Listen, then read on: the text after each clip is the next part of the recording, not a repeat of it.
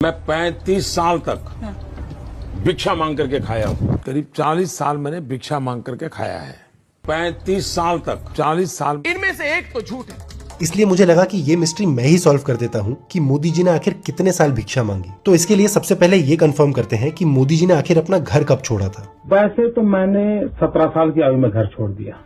Okay, तो मोदी जी ने 17 साल की उम्र में घर छोड़ा था, मतलब 1967 में, और फिर वो 2001 में गुजरात के चीफ मिनिस्टर बन गए थे। तो 1967 से 2001 के बीच में होते हैं 34 साल, मतलब 35 और 40 साल वाले दोनों क्लेम तो डेफिनेटली झूठे हैं। प्लस ये कैसी भिक्षा मांगने वाली फकीरी थी जहां मोदी जी इसी पीरियड में दबा दबा के फॉरेन ट्रिप्स मार रहे थे। अरे हम तो फकीर आदमी हैं, झोला लेके चल पड़ेंगे जी।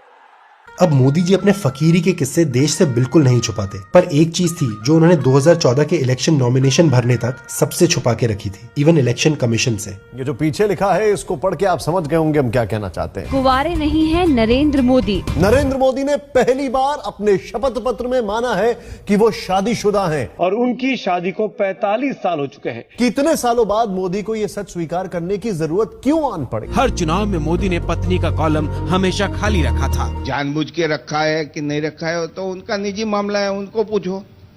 इसमें मैं क्या बताऊंगा। आप इस सवाल का जवाब नरेंद्र भाई से ही लीजिए। अब नरेंद्र भाई के भाई की ये सलाह तो मीडिया ने कभी नहीं मानी, और इसलिए मोदी जी से डायरेक्टली सवाल का जवाब कभी नहीं मांगा गया कि उन्होंने 4 बार गुजरात का इलेक्शन लड़ते वक्त कभी नॉमिनेशन फॉर्म में अपनी शादी डिक्लेयर क्यों नहीं की। पर 2014 में फाइनली मोदी जी के इस रेवलेशन के बाद सभी के मन में एक सवाल आया कि आखिर कहां है मोदी का ससुराल। ये वही गांव है जहां पर नरेंद्र मोदी सन 1968 में अपनी बारात लेकर आए थे। एक सेकंड। तो मतलब 1968 में शादी हुई थी, इसका मतलब तब मोदी 18 साल के रहे होंगे। मतलब उनकी शादी क्या उनके घर छोड़ने के 1 साल बाद हुई थी, या फिर क्या मोदी जी ने शादी करने के लिए घर छोड़ा था? अब ये सारे वो सवाल हैं जिनका जवाब हमें कभी मिलेगा नहीं, क्योंकि मोदी जी ये सवाल किसी को कभी पूछने नहीं देंगे। तो anyway, let's get back to this gold mind of an investigative journalistic story. मेरे साथ में उल्टे हाथ पर ये एक मकान है, छोटा सा मकान, बिल्कुल पुराने टाइप का मकान है, टूटा फूटा। यही वो घर है जिसमें नरेंद्र मोदी दूल्हा बनकर आए थे।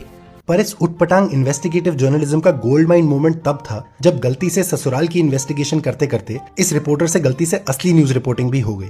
वहीं गांव की बात करें तो ये विकास से कोसों दूर लगता है। गांव में पक्की सड़क तक नहीं है। अब जरूर ये गांव उन 1% में होगा जहां पक्की सड़क नहीं पहुंची थी, क्योंकि मोदी जी ने उसी साल एक इंटरव्यू में बताया था कि गुजरात मॉडल का मतलब होता है 99% गांवों में पक्की सड़क। वाह मोदी जी वाह।